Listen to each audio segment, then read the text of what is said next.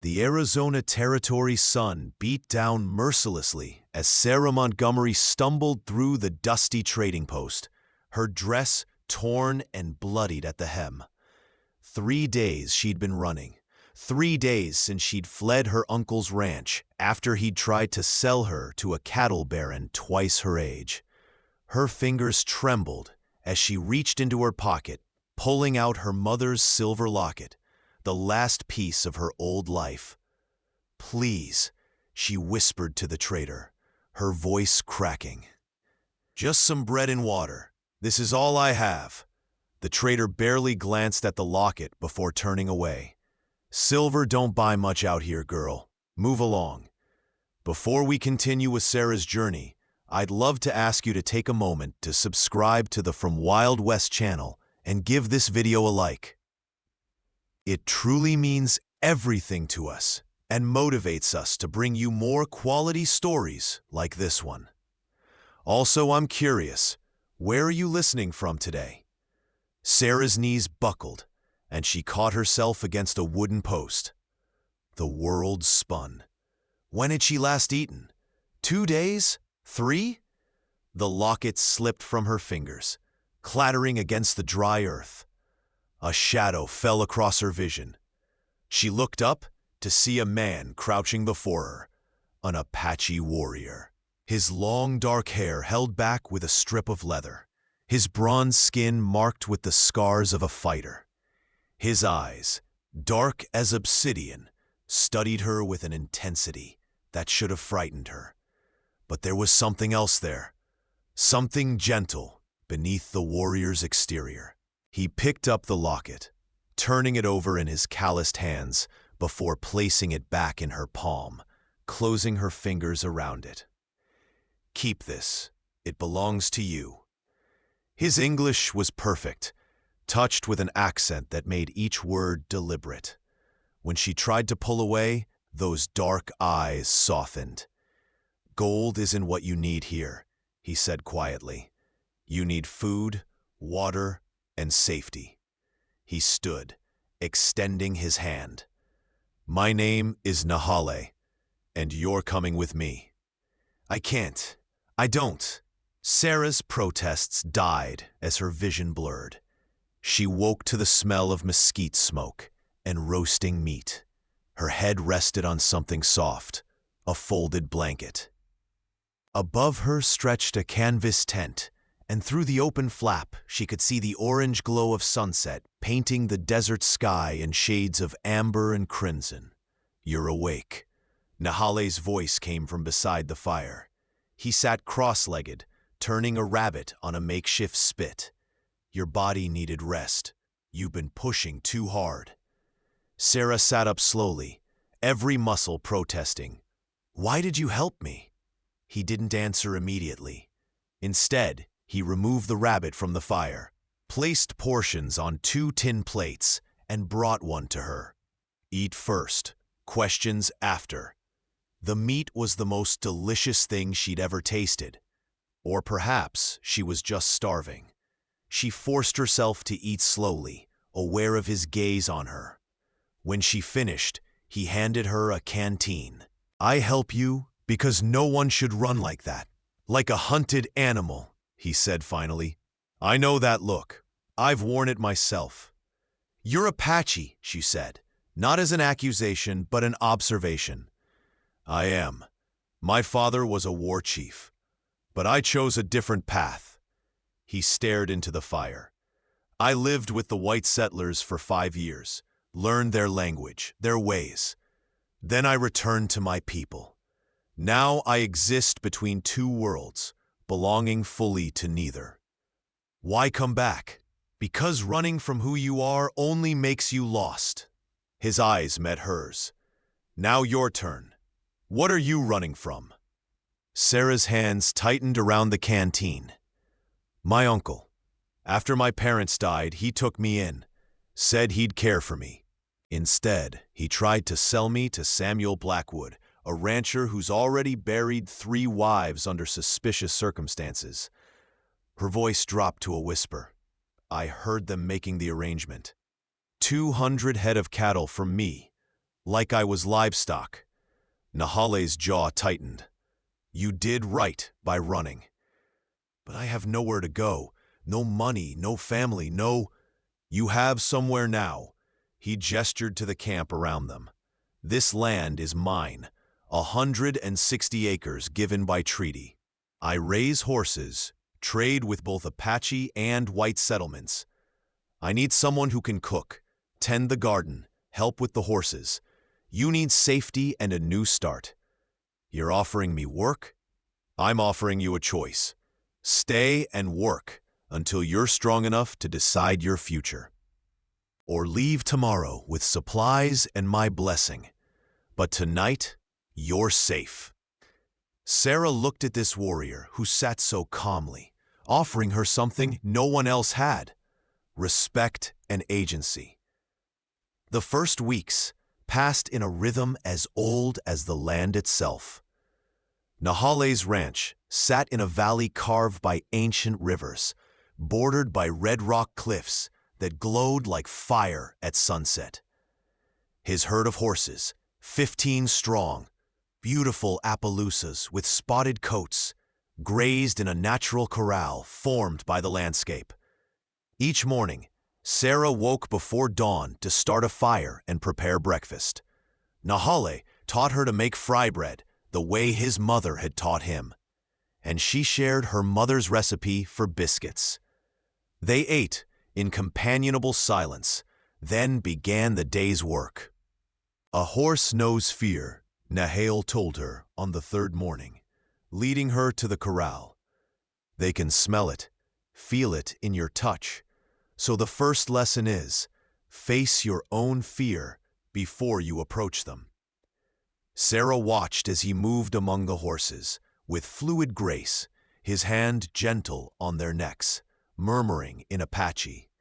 The animals responded to him like water responding to the moon, naturally, inevitably. Now you try. He gestured to a young mare, smaller than the others. Her name is Dakota.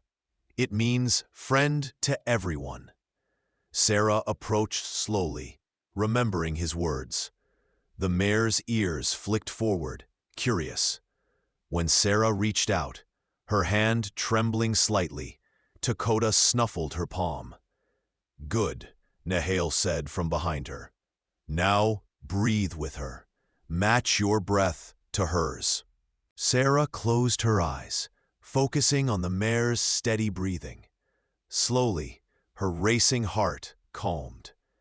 When she opened her eyes, Nahale was watching her with something that might have been approval. You learn quickly. I had a good teacher. A smile ghosted across his face, the first real smile she'd seen from him. It transformed his entire countenance, softening the hard edges of the warrior into something warmer. The nights were when the real conversations happened. After dinner, they would sit by the fire, and Nahale would tell her stories of his people.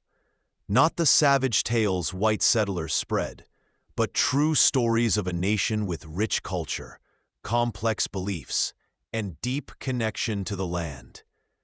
We believe everything has a spirit, he explained one evening, stars wheeling overhead like scattered diamonds. The rocks, the water, the wind. We're part of everything, and everything is part of us. It sounds beautiful, Sarah said, wistfully. My mother used to say something similar. She'd tell me that God was in every growing thing. Your mother was wise. He paused. How did she die? Fever took her 2 winters ago. My father followed 6 months later. I think he died of a broken heart more than the cholera. Sarah pulled the locket from her pocket, opening it to reveal 2 tiny painted portraits. This is all I have left of them. Nahale leaned closer to study the portraits in the firelight. His shoulder brushed hers, and Sarah felt a jolt of awareness. The warmth of him, the scent of leather and sage, and something uniquely his. They had kind eyes, he said softly. Like yours. Sarah looked up to find his face inches from hers in the flickering firelight. His features seemed carved from the same stone as the cliffs around them, all strength and sharp angles. But his eyes held gentleness that made her breath catch. Nahali, a coyote's howl split the night, and the moment broke. He pulled back, clearing his throat. "You should sleep. Tomorrow I teach you to shoot." The shooting lessons became Sarah's favorite time of day. Nahali was patient as he showed her how to hold the rifle, how to sight down the barrel, how to squeeze the trigger rather than pulling it. "The weapon is just a tool," he explained, adjusting her stance. His hands on her shoulders sent electricity down her spine. "Your mind is the real weapon. Stay calm. Breathe. Choose your target and commit." Sarah squeezed the trigger. The bottle they'd set up exploded in a shower of glass. "Again," Nahale said. By the end of the week, she could hit 5 bottles out of 6. Nahale nodded with satisfaction. "Good. Now you can protect yourself if needed." "Have you had to protect yourself often?" Sarah asked, noting the scars that marked his arms and chest, visible when he worked shirtless in the afternoon heat. His expression clouded. "This one," he touched a long scar across his ribs, "was from a soldier's bayonet when I was 15. We were fleeing to the reservation, and he thought I was reaching for a weapon. I was reaching for my sister." He paused. "I couldn't save her." Sarah's heart clenched. "Nahale, and this," he indicated a circular scar on his shoulder, "was from a Comanche warrior during a raid. I was 19. I killed him, but I still see his face sometimes." His dark eyes met hers. "Violence leaves scars we can't see, too." Without thinking, Sarah reached out and traced the scar on his shoulder. Nahale went very still beneath her touch. "You're not that boy anymore," she whispered. "You chose peace. You chose to build instead of destroy." His hand came up to cover hers where it rested against his skin. "And what about you, Sarah Montgomery? What scars do you carry?" "I flinch when men move too quickly," she admitted. "My uncle wasn't kind, even before he tried to sell me. Sometimes I wake up thinking I'm back there, hearing his voice." Nahale's jaw tightened. "Did he hurt you? Not the way you're thinking. But he made me feel small, worthless, like I was nothing but property to be traded." "You're not property." His voice was fierce. "You're a woman who survived, who ran, who chose freedom over safety. That takes more courage than any battle." Their faces were close again, his hands still covering hers against his chest. Sarah could feel his heartbeat. Strong, steady, alive. "Nahale?" It was the thunder that interrupted them, a distant rumble that promised a storm rolling in from the mountains. "We need to secure everything," Nahale said, pulling away. "Desert storms are violent." They worked quickly as the wind picked up, driving the horses into their shelter, tying down anything that might blow away. The sky turned from blue to gray to an ominous green-black, and then the rain came, not gentle, but like a waterfall from heaven. They barely made it into the tent before the deluge truly began. Inside, the canvas walls rippled and snapped in the wind, and rain drummed overhead like 1,000 fingers on 1,000 drums. Sarah shivered, her wet dress clinging to her. Nahale pulled out blankets, wrapping one around her shoulders. "It will pass," he said. "Desert storms burn hot and fast." But this one didn't pass. Lightning split the sky, illuminating the tent in flashes of white-blue light. Thunder followed so close it shook the earth. Sarah tried not to show her fear, but when a particularly violent crack made her jump, Nahale moved closer. "Come here," he said softly. She hesitated only a moment before moving into the circle of his arms. He wrapped them both in blankets, his back against a tent pole, her back against his chest. His warmth seeped into her, chasing away the chill. My mother used to say, storms were when the spirits danced, he murmured into her hair. The lightning was their joy, the thunder their laughter. That's beautiful, Sarah whispered. His arms tightened slightly. So are you. Sarah turned in his embrace, looking up at him. In the dimness of the tent, his eyes were pools of shadow. Nahale, I swore I wouldn't do this, he said roughly. I swore I wouldn't let anyone close again. Not after losing everyone I loved. But you, Sarah, you make me want to break every promise I made to myself. Then break them, she breathed. He shook his head slowly. You don't know what you're asking. You're still healing, still finding yourself. I won't take advantage. You're not taking advantage if I'm choosing this, choosing you. She reached up, touching his face. I've never felt safer than I do in your arms. You flinch like a wounded bird, he whispered, his forehead coming to rest against hers. But you're safe in my arms now, always. The kiss, when it came, was gentle, reverent. Even, his lips moved against hers like a prayer, like something sacred. Sarah had never been kissed like this, with such care, such restraint. When he pulled back, his breathing was unsteady. Go slow, Sarah whispered. Please, I need you to go slow. I will, Nahale promised. I'll die before I hurt you. The storm raged outside, but inside the tent, wrapped in blankets and each other's arms, they found peace. They talked through the night, about dreams and fears, about pasts that haunted them and futures they might build. Nahale told her about his vision for the ranch, about breeding the finest horses in the territory, about building something lasting. I want a family, he admitted. Children who grow up knowing both worlds, who can walk proudly in both. But I need someone strong enough to stand beside me. A partner, not just a wife. Why are you telling me this? His eyes found hers in the darkness. Because I see a woman worth saving, worth keeping, worth loving. Sarah's heart hammered against her ribs. Nahale, I'm not asking for anything now, he said quickly. I'm just telling you what I see when I look at you, what I hope for. Take all the time you need. But time, as it turned out, was something they didn't have much of. The trouble arrived on a Tuesday morning, 3 weeks after Sarah had first come to the ranch. She was hanging laundry when she heard horses, many horses, approaching. Nahale appeared from the stable, his expression grim.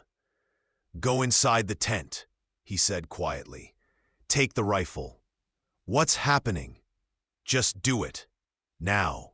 Sarah grabbed the rifle and ducked into the tent, peering out through a gap in the canvas. 6 riders approached, led by a man in expensive clothes, mounted on a black stallion. Her blood ran cold. Samuel Blackwood. I heard you're harboring my property, Apache, Blackwood called out, his voice dripping with false civility. My future wife seems to have gotten confused about her obligations. There's no property here, Nahale replied, his stance relaxed but ready. Only free people on free land. The girl's uncle sold her to me fair and square. I got papers. Papers don't make slavery legal. The war settled that. Blackwood's face darkened. Now you listen here, savage. Careful with your words, Nahale interrupted, his voice deadly quiet. You're on my land, treaty land. That makes you the trespasser. I don't give a damn about your treaty land. I want what's mine. She's not yours. She never was. Leave. Now.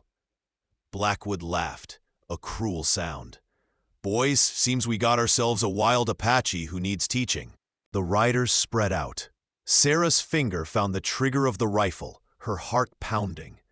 Nahale didn't move, didn't show fear. "Last chance," Nahale said, right away.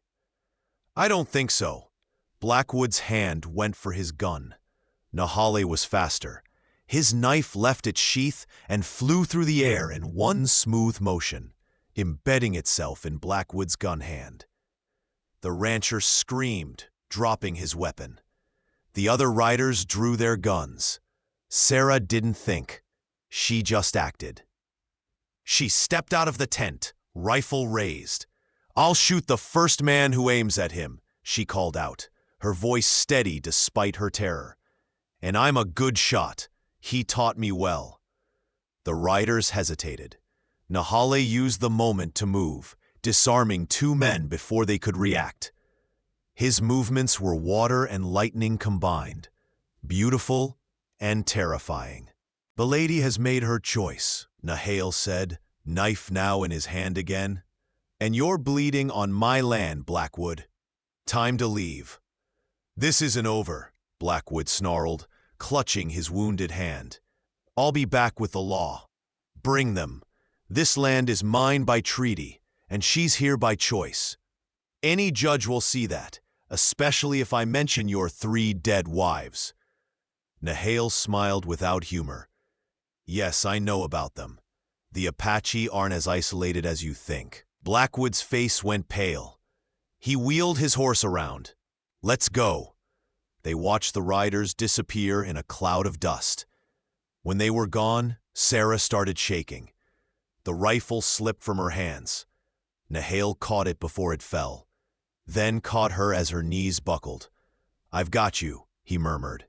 "You're safe. You did good." "I almost shot someone," she whispered against his chest. "But you didn't. You only stood your ground. That's different." He pulled back to look at her. "Sarah, they'll come back. Maybe not Blackwood, but someone. Your uncle might send others. You need to decide. Do you want to keep running, or do you want to fight for the life we're building here?" "We?"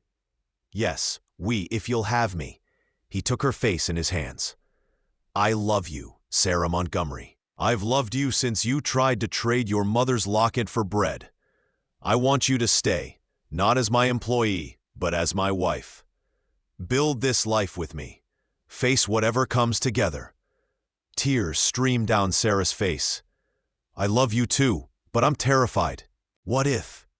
"No what ifs. Just yes or no." "Will you marry me?" "Yes," Sarah breathed. "Yes, 1,000 times yes." His kiss was different this time. Not gentle, but claiming, passionate, full of promise. When he pulled back, both were breathless. "Tomorrow," he said, "we ride to the mission. Father Martinez will marry us. Then you'll be Sarah Ayala, my wife under white law and my law." "Ayala?" "It's the name the missionaries gave me. Spanish, not Apache, but it's what's on the treaty papers, so it's legal." He smiled. "Or if you prefer, you can keep Montgomery." "No," Sarah said firmly. "I want your name, all of it. Sarah Ayala. It sounds right." That night, they made love for the first time, slowly and carefully. Nahale true to his word to go slow. He worshipped every inch of her skin with kisses, murmuring in Apache words she didn't understand, but felt in her soul. When she cried out in pleasure, he swallowed the sound with his mouth, and when it was over, he held her like she was something precious. "My heart," he whispered in Apache. "My sunrise, my home." The next morning dawned soft and golden, painting the tent in warm, amber light. Sarah woke, wrapped in Nahale's arms, her head resting on his chest, listening to the steady rhythm of his heartbeat. She traced the scars on his skin, each one a story, a survival, a testament to his strength. "You're awake?" he murmured, his voice rough with sleep. His hand came up to stroke her hair. How do you feel? Sarah felt her cheeks warm. Different. Good different. She looked up at him. No regrets. Good. He kissed her forehead. Because I have plans for today. Plans? Nahali's smile was mysterious. You'll see. But first, breakfast. He made fry bread while she brewed coffee, and they ate outside as the sun climbed higher. The desert was alive with morning sounds, birds calling, horses nickering in the corral, the wind whispering through sage and mesquite. After breakfast, Nahale saddled 2 horses. Come, there's something I want to show you. They rode northeast, following a narrow trail that wound between red rock formations. Sarah had learned to ride well in her weeks at the ranch, moving with Dakota's rhythm as naturally as breathing. Nahale watched her with obvious pride. You've become quite the horsewoman, he said. I had a good teacher, Sarah replied, echoing words she'd said before. Where are we going? A sacred place. My mother brought me here when I was young, before the soldiers came. His expression grew distant. I want to share it with you, but you must promise to respect it. I promise. They rode for another hour, climbing higher into the hills. The landscape changed, more green here, fed by hidden springs. Then they rounded a boulder, and Sarah gasped. Before them lay a hidden canyon, its walls streaked with minerals that glowed in shades of rust, gold, and copper. A waterfall tumbled down the far cliff face, feeding a crystal-clear pool surrounded by cottonwood trees. Wildflowers carpeted the canyon floor, desert marigolds, purple lupins, and scarlet Indian paintbrush. Nahale, it's beautiful, Sarah breathed. This is one of the last sacred places my people know about, that the white settlers haven't found. He dismounted and helped her down. The Apache call it place where the spirit dances. My mother said the water here has healing properties. They walked to the pool's edge. The water was so clear, Sarah could see every pebble on the bottom. Small fish darted through underwater gardens of green plants. My mother brought me here after my father died, Nahale continued. His voice soft. I was angry then, wanting revenge for every wrong done to our people. She made me sit by this water for 3 days, fasting and praying. By the 3rd day, I understood something important. What? That revenge is just another word for slowly dying inside. That if I wanted to honor my father's memory, I needed to build something, not destroy. He turned to face her. This is where I decided to make peace with both sides of my heritage, to take the treaty land and create something lasting. Sarah took his hand. Thank you for bringing me here, for trusting me with this. You're my wife now, my partner. This place is yours too. He paused. There's a tradition, if you're willing. Tell me. Apache couples come to sacred waters and wash each other, symbolizing that they'll care for each other, cleanse each other's wounds, physical and spiritual. His dark eyes held hers. Will you do this with me? When they were both undressed, he led her into the pool. The water was cool but not cold, fed by deep underground springs. Nahale cupped water in his hands and let it flow over Sarah's shoulders, her back, her hair. He washed her with reverence, as if performing a sacred ritual. Then it was her turn. She washed him, learning the landscape of his body, every scar, every muscle, every place that made him draw breath. In Apache tradition, he said softly, this washing means I promise to care for you in sickness and health, to provide for you, to protect you. It means you're part of my family, my clan, my people. What do I say? Sarah asked. Whatever is in your heart. Sarah thought for a moment, then spoke. I promise to stand beside you, not behind you, to be your partner in all things, to honor your people and your ways, to build this life with you no matter what challenges come. She touched his face, and to love you with everything I am. Nahale pulled her close, kissing her deeply. You are Apache now, in the ways that matter. Sarah Ayala, wife of my heart. They made love in the shallow water, the waterfall's music surrounding them. Afterward, they lay on the sun-warmed rocks, letting the desert heat dry their skin. Tell me about your sister, Sarah said quietly, the one you lost. Nahale was silent for so long she thought he wouldn't answer. Then, her name was Siki. It means dove. She was 12 when the soldiers came. 8 years younger than me. She had our mother's laugh, bright and free, like water over stones. His hand found Sarah's, gripping tight. We were being forced to the reservation. The soldiers said we had to leave our homeland or be killed. Most of us were women, children, elders. The warriors had already been killed or captured. Siki was walking beside me. A soldier's horse spooked, and she stumbled. The soldier thought she was attacking him. Nahale's voice went hollow. He shot her. She was just a child, and he shot her like an animal. Oh, Nahale, I killed him, Nahale said flatly. I took his rifle and killed him before they could stop me. They beat me nearly to death for it, but I didn't care. My sister was gone. My mother died of grief 2 weeks later, and I was alone. Sarah sat up, pulling him into her arms. You're not alone anymore. You have me. And whatever children we have, we'll tell them about Siki. We'll keep her memory alive.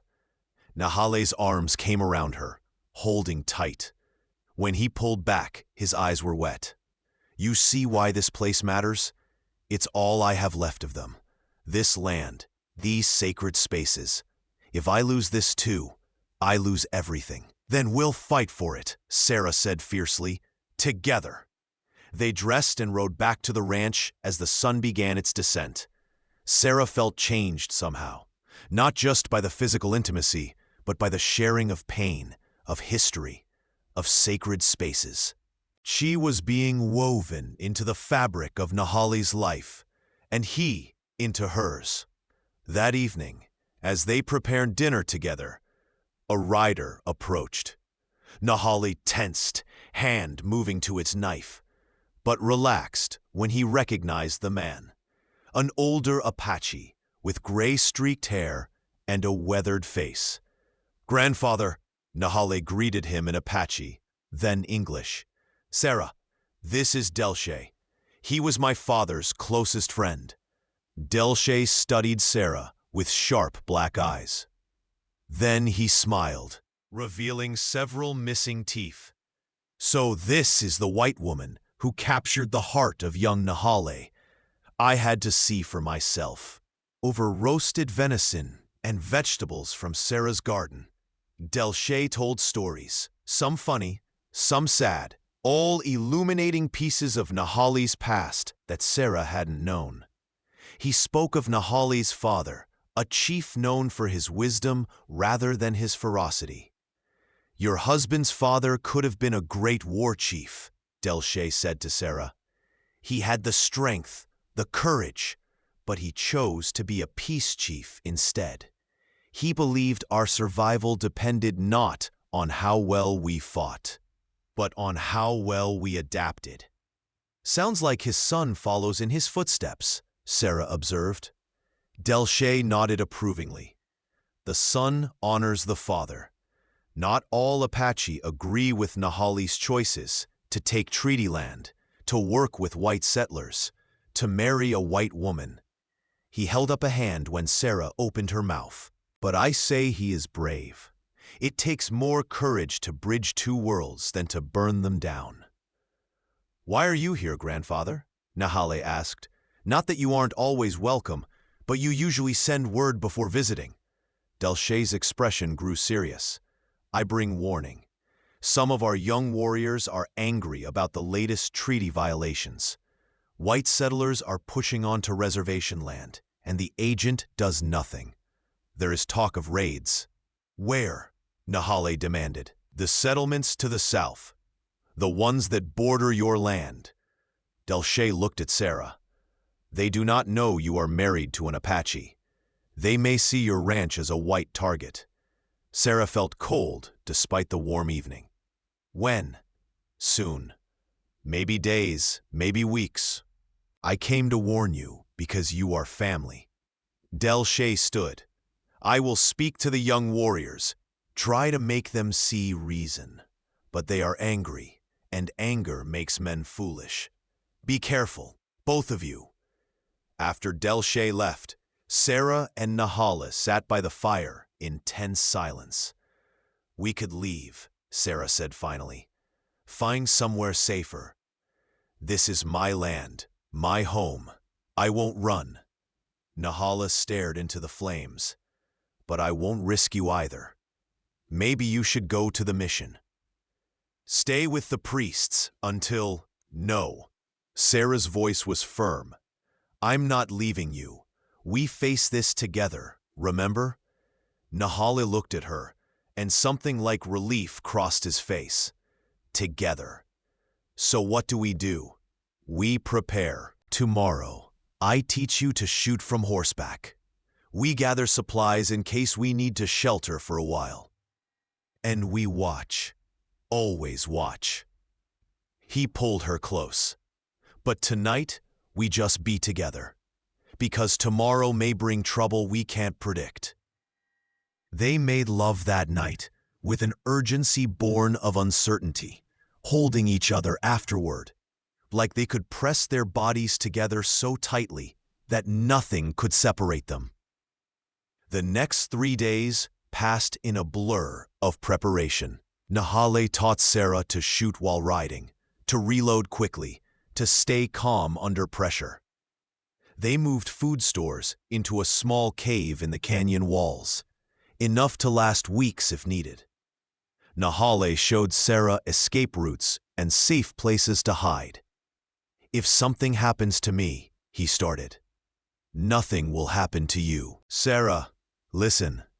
If something happens, you ride to the mission. Father Martinez will help you. You have the deed to this land in your name too now. I made sure of that when we married. Even if I'm gone, this place is yours. Stop talking like that. Sarah's hands shook as she cleaned the rifle. Please. Nahale took the rifle from her and pulled her into his arms. I'm sorry. I'm just trying to be practical. Be optimistic instead. We're going to be fine, both of us. On the 4th day, visitors arrived, but not the ones they feared. A family wagon rolled up to the ranch, driven by a woman in her 30s with sun-browned skin and tired eyes. 3 children peered from the wagon bed, ranging from about 6 to 12. Excuse me, the woman called. Are you Nahale Ayala? I am. Nahale approached cautiously, Sarah at his side. How can I help you? My name is Martha Garrett. My husband died 2 months ago, kicked by a horse.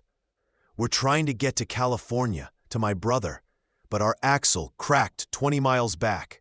The blacksmith in town said you're the best hand with repairs in these parts. She swallowed hard. I don't have much money, but I can cook, clean, whatever you need. Sarah saw the desperation in the woman's eyes, the fear. She'd worn that same expression when she'd stumbled into the trading post. We'll fix your wagon, Sarah said, before Nahale could respond. And you'll stay here while we do it. The children can sleep in the tent. There's room. Martha's eyes filled with tears. Thank you. God bless you both. Nahale shot Sarah a look that said they'd discuss this later, but he nodded. I'll look at the damage. The wagon's axle was badly cracked, nearly broken through. It would take days to fix properly. Martha and her children, Emma, James, and little Thomas, settled into camp life. The children were curious about everything, asking endless questions. "Are you really an Indian?" James asked Nahale at dinner that first night, earning a horrified look from his mother. "James, mind your manners." But Nahale smiled. "I'm Apache, and yes, I'm really Apache." "Did you ever fight soldiers?" Emma asked, her eyes wide. "Emma!" Martha gasped. "It's all right," Nahale said. He looked at the children seriously.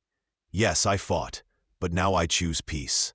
I choose to build instead of destroy, because peace takes more courage than war." Thomas, the youngest, had been staring at Sarah with fascination. Finally, he blurted, "You're pretty. Are you a princess?" Sarah laughed. "No, sweetheart. I'm just a regular person, like you." "But you married a warrior," Thomas insisted. "That makes you a warrior princess." Nahale chuckled. The boy has a point. Over the next few days, Sarah found herself enjoying the company of other people, especially children. She taught Emma to garden and helped Martha with cooking, while Nahale worked on the wagon with James as his assistant. Little Thomas followed Sarah everywhere, like a devoted puppy. One evening, after the children were asleep, Martha sat with Sarah and Nahale by the fire. "I want to thank you again," Martha said. Most people wouldn't have helped, especially, she gestured at Nahale. "Well, you know." "Because I'm Apache," Nahale said without rancor. "I'm ashamed to say it, but yes. The stories we hear, the things people say about Indians." Martha shook her head. "But you've been nothing but kind. You and Sarah both. It makes me question everything I thought I knew." "That's the point," Sarah said gently. "People are just people. Some good, some bad. Most a mix of both. You can't judge someone by what they are, only by what they do." Martha was quiet for a moment. "Your husband is a lucky man, Mrs. Ayala, and you're a lucky woman. The way he looks at you," she smiled wistfully. "That's how my Robert used to look at me." "I'm sorry for your loss," Sarah said. "Thank you. Some days it still doesn't feel real. I wake up expecting him to be there, and then—" Martha wiped her eyes. "But I have to be strong for the children. That's what Robert would want." "You are strong," Nahale said. "Traveling alone with 3 children, trying to reach safety, that takes courage most men don't have." The next day, while Nahale was finishing the final repairs on the wagon, Sarah took Martha to see the garden. "This is impressive," Martha said, surveying the neat rows of vegetables. "How do you manage in this heat?" "There's a spring-fed stream nearby. Nahale diverted some of it for irrigation. The Apache know how to work with the land, not against it." Sarah knelt to pull a few weeds. "Martha, can I ask you something personal?" "Of course. Do you ever regret it? Getting married? Having children?" Martha looked surprised. "Why would I regret it? It's so much responsibility, so much to lose." Sarah touched her stomach unconsciously. "What if something goes wrong? What if—" "Oh, honey," Martha said, understanding dawning. "Are you—" "No, not yet. But we're not exactly being careful." Sarah blushed. "And I'm terrified. What if I'm not ready? What if I can't protect a child? What if the sun doesn't rise tomorrow?" Martha interrupted gently. "Sarah, you can what-if yourself into paralysis. Yes, having children means you have everything to lose. But it also means you have everything to gain. Every laugh, every hug, every tiny miracle of watching them grow, it's worth the risk." "But you lost your husband. You're alone now with 3 children." "I'm not alone. I have them. And yes, losing Robert nearly destroyed me. But I wouldn't trade our years together or our children for all the safety in the world." Martha took Sarah's hand. "Love always means risk, but a life without love isn't really living." That night, After Martha's family had gone to sleep, Sarah lay in Nahale's arms, thinking about their conversation. "What's on your mind?" Nahale asked, stroking her hair. "Children, family, the future." She turned to look at him. "Do you really want children? Or is it just something you think you should want?" Nahale was quiet for a moment. "I want children because I want to create life instead of taking it. Because I want to fill this land with laughter instead of ghosts. Because I want to look at a child with your eyes and my mother's smile and know that something good came from all the pain." He touched her face. "But only if you want them too. I won't pressure you." "I do want them," Sarah admitted. "I'm just scared." "So am I. My father died when I was 15. My mother and sister shortly after. What do I know about raising children?" He smiled sadly. "But we'll figure it out together. We always do." Sarah kissed him. "Together," she whispered against his lips. 2 days later, the Garrett wagon was ready. Martha hugged Sarah tight, tears streaming down her face. "I'll never forget your kindness," she said. "If you're ever in California, you'll always have family there." The children hugged Sarah too, little Thomas crying as he clung to her skirts. "Don't want to go." "You have to," Sarah said gently, kneeling to his level. "Your mama needs you to be brave. Can you do that?" Thomas nodded, wiping his nose. "I'll be brave like Mr. Nahale." As they watched the wagon roll away, Sarah felt unexpectedly emotional. Nahale wrapped an arm around her shoulders. "You'd make a good mother," he observed. "You'd make a good father. Then maybe we should stop worrying about what-ifs and just see what happens." Sarah leaned into him, watching the wagon become a speck on the horizon. "Maybe we should." The week after the Garretts left brought a strange quiet to the ranch. No more visitors, no warning signs, just the usual rhythm of work and life. Sarah found herself relaxing slightly, wondering if Delshay's warning had been overly cautious. Then, on a Tuesday evening, the sky turned an eerie shade of green gold, and the air grew heavy with the promise of violence. "Storm coming," Nahale said, eyeing the horizon. "A bad one." They secured the horses and supplies quickly, but this storm was different from the one that had brought them together weeks ago. This one came with hail, chunks of ice the size of eggs that pounded the earth with destructive fury.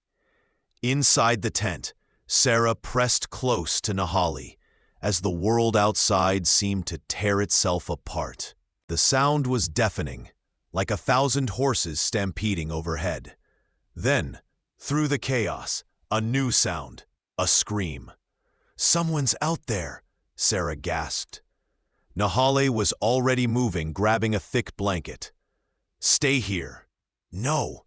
Sarah grabbed another blanket. "Together, remember?" They ran into the storm together, the hail bruising their skin even through the blankets. Near the corral, they found a figure huddled against a post, a young woman, maybe 18. Bleeding from a gash on her forehead. Together, they half-carried her back to the tent. Inside, by lantern light, they got their first good look at her. She was Apache, dressed in traditional clothing and heavily pregnant. "Please," she gasped in Apache. "Help me. The baby. It's coming." Nahale went pale. "Sarah, she's in labor." Sarah's heart pounded, but she forced herself to stay calm. "Boil water, get clean cloths, and find Delshay if you can. We need someone who knows Apache birthing customs." "I can't leave you. You can't help with this," Sarah said firmly. "Go. Hurry." Nahale ran into the storm. Sarah turned to the young woman, who was gripping her belly and panting. "What's your name?" Sarah asked in the little Apache she'd learned. Easy, the woman gasped. I ran from the reservation. My husband, he beats me. I was trying to reach. You reached safety, Sarah said firmly. I'm Sarah. You're safe now. Can you tell me how far apart your pains are? Close, very close. Sarah had never delivered a baby, but she'd helped her mother with animals. The principle was the same, wasn't it? Keep calm, keep clean, let nature do its work. The next hour was the longest of Sarah's life. She held Issy's hand, wiped her forehead, coached her through contractions. The storm raged outside, but inside the tent, a different kind of miracle was happening. Nahale returned with Delshay, just as Issy gave one final, tremendous push. Sarah caught the baby, a tiny, perfect girl, and felt tears stream down her face as the infant drew her first breath and wailed. A daughter, Delshay said, smiling. A good omen. Girls bring wisdom. Issy wept as Sarah placed the baby in her arms. Thank you. Thank you. Nahale stood frozen, staring at the infant with an expression of wonder. When his eyes met Sarah's, she saw everything he was thinking. Could this be us someday? Could we create something this perfect?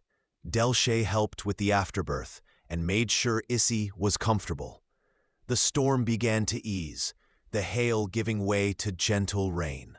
She can't go back to the reservation, Issy said weakly. Her father will kill us both. Then you stay here, Sarah said without hesitation. We have room. You can help with the ranch, and we'll help you raise your daughter. Sarah, Nahale said quietly, can I speak with you outside? Under the eaves of the tent, where rain dripped steadily, Nahale took Sarah's hands. You can't just keep taking in everyone who needs help, he said gently. The Garretts, now Issy. Why not? Sarah challenged.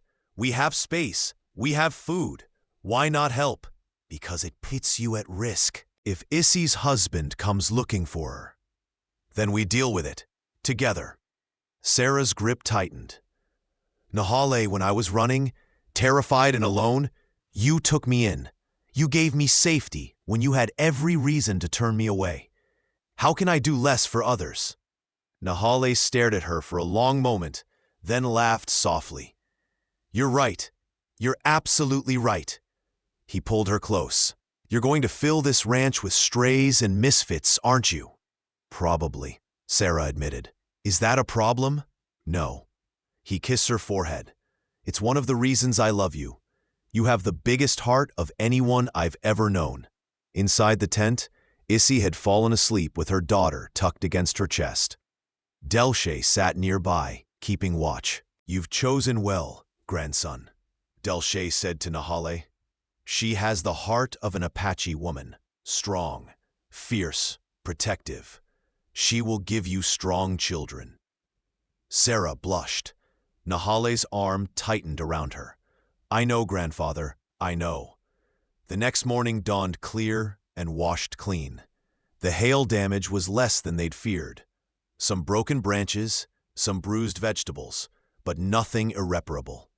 Issy woke with the sun, nursing her daughter. In daylight, Sarah could see she was younger than she'd thought, maybe 17 at most. I want to name her Sarah, Issy said shyly, for the woman who caught her as she entered this world. Sarah felt her throat tighten. I'm honored, but maybe use the Apache word for Sarah? Biindizan, Delshay supplied. It means she walks with courage. It's close. Biindizan, Issy repeated, smiling at her daughter. My little courageous one. Over breakfast, they made plans. Issy would stay in the tent with Sarah and Nahale until they could build her a small shelter nearby. She would help with cooking, gardening, and eventually horse training. In return, they would provide protection and support while she raised her daughter. What if her husband comes? Sarah asked Nahale privately. Then we handle it, but he'd have to know she's here first, and the reservation is 50 miles away. Nahale's jaw set. And if he does come, he'll learn that any man who raises his hand to a woman on my land answers to me. 3 days later, they got their first test of this promise.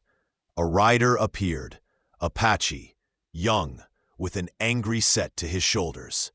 He demanded to see Nahale. "Where is my wife?" He snarled.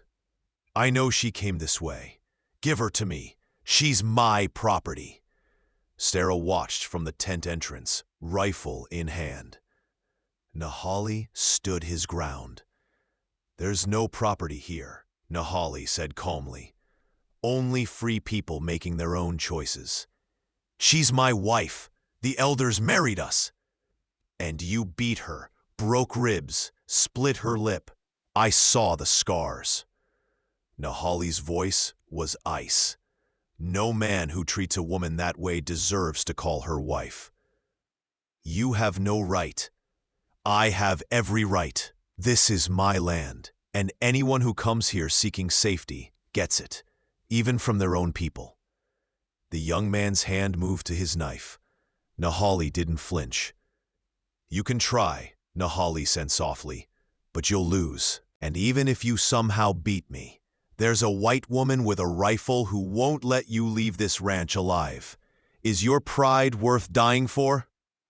The standoff lasted an eternity. Finally, the young man spat on the ground. "Keep her then. She was weak anyway, not worth the trouble." He rode away.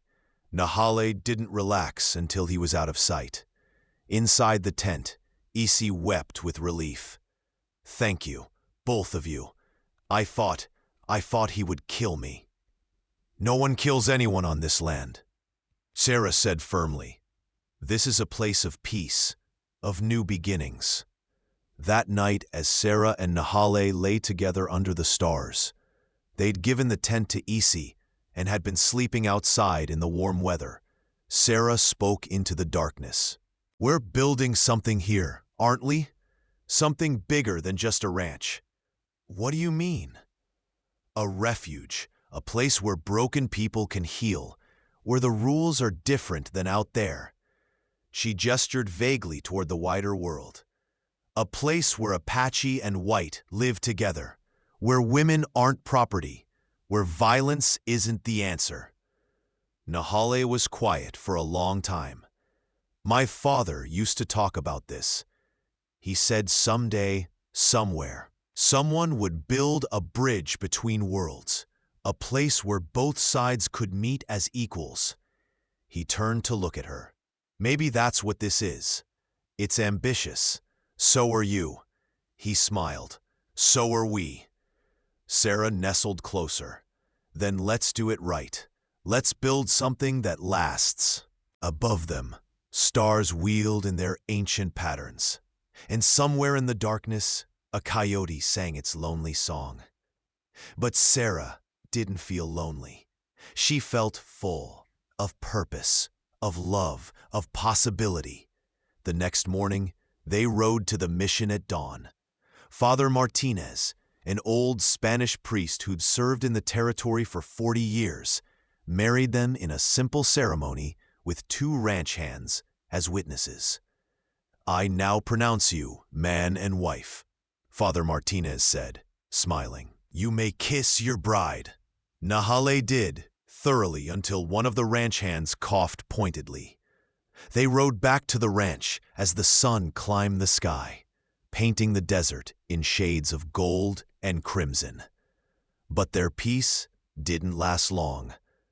2 days after the wedding, smoke appeared on the horizon. Black, thick smoke that spoke of fire. Lots of fire. "The western pasture," Nahale said, already running for the horses. Someone said it deliberately. They rode hard, Sarah keeping pace on Dakota. When they reached the pasture, flames licked across the dry grass, driven by wind toward the ranch.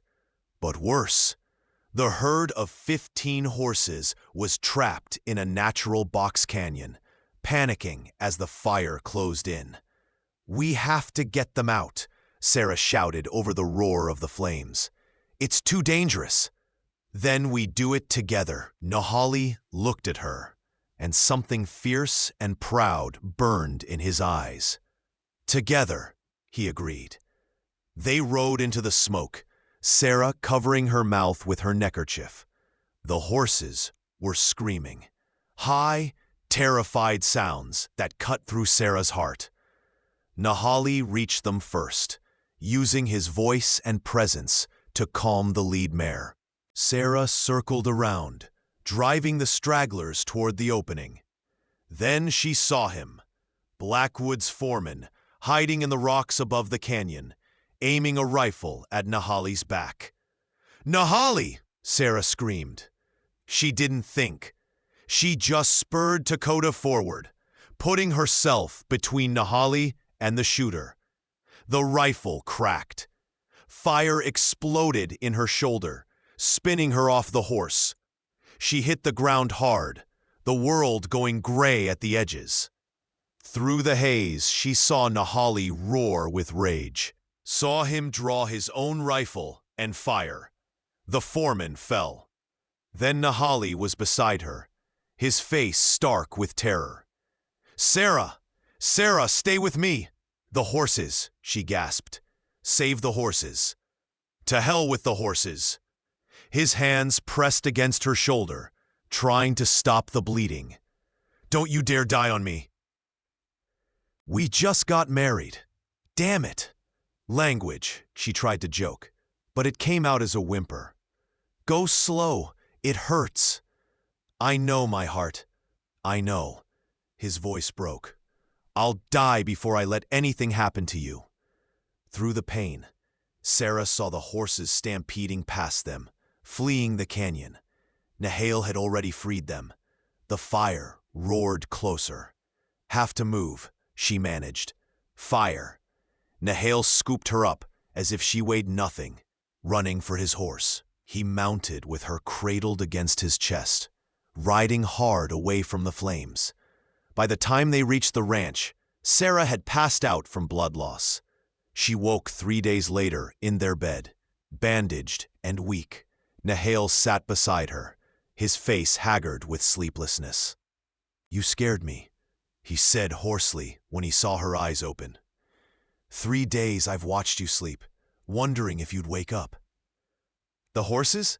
she croaked. "All safe, and Blackwood's in jail. Turns out arson and attempted murder are crimes even rich white men can't escape." His foreman sang like a bird before he died. Nahale touched her face with infinite gentleness. "But you, Sarah, you put yourself between me and a bullet. Why?" "Because I love you. Because a life without you isn't worth living." She tried to sit up and gasped at the pain. "How bad?" "The bullet went through. Clean wound, thank God. But you lost a lot of blood." His jaw tightened. "I thought I was going to lose you." "You can't get rid of me that easily," Sarah whispered. "I'm your wife now. You're stuck with me." His laugh was half sob. He leaned down, resting his forehead against hers. "Good, because I plan to keep you forever." Recovery was slow, but Nahale was patient, tending her with the same care he showed his horses. He made her special teas from desert plants, changed her bandages with gentle hands, and carried her outside each evening to watch the sunset. "I think," Sarah said one evening as they sat together, her back against his chest, watching the sky turn purple and gold, "that I was running towards something all along, not just away." "What do you mean?" "When I ran from my uncle, I thought I was running from danger. But really, I was running toward you, toward home." She turned her head to look at him. "This is home. Your home." Nahali's arms tightened around her. "And you're mine, my wife, my partner, my sunrise that chases away the dark." 6 months later, the ranch thrived. The horse herd had grown to 25, and Nahali's Appaloosas were becoming known throughout the territory for their speed and intelligence.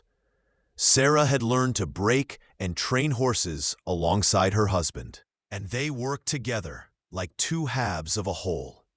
She stood in the garden one morning, hands resting on her still flat belly, smiling at the secret she'd discovered the day before. A baby. Their baby. A child who would grow up knowing both worlds, just as Nahali had dreamed. He found her there, wrapping his arms around her from behind. "What are you thinking about, my heart?" "The future," Sarah said, turning in his arms. "Our future. Nahale, I have something to tell you." His eyes searched hers, and she saw the moment understanding dawned. "Sarah, we're going to have a baby." His whoop of joy echoed off the canyon walls. He picked her up, spinning her around until they were both dizzy and laughing. When he set her down, his eyes were bright with tears. "I love you," he said in Apache, then in English, then in Spanish. "I love you in every language I know, and I love you in every language I'm learning," Sarah replied. "Thank you for finding me that day. Thank you for offering me food instead of taking my locket. Thank you for seeing who I really was." "I saw a woman worth saving," Nahale said, echoing his words from that first day. "I saw a woman worth keeping, worth loving, and I see a mother to my children, a partner in my dreams, and the other half of my soul." Sarah pulled him down for a kiss, tasting salt from happy tears. His or hers, she couldn't tell. Around them, the desert bloomed with spring flowers, and horses whinnied in the pasture. The sun climbed higher, promising warmth and growth and endless blue skies. She had run into the desert looking for survival, and found so much more. She found home. She found herself. She found love. And as Nahali's hands rested protectively over where their child grew, Sarah knew that every step of her journey, every moment of fear and pain, had been leading her here. To this moment, to this man, to this life. Together they faced the horizon where earth met sky, ready for whatever came next. Because some loves are worth fighting for. Some loves are worth the scars. And some loves, like theirs, are written in the stars themselves. Ancient, inevitable, and eternal. Thank you so much for listening to this story. I'd love to know where you're enjoying this tale from. Are you listening at home, during your commute, or perhaps while working? Please subscribe to the From Wild West channel and share your thoughts in the comments below. What did you think of Sarah and Nahali's journey? Your feedback means the world to us.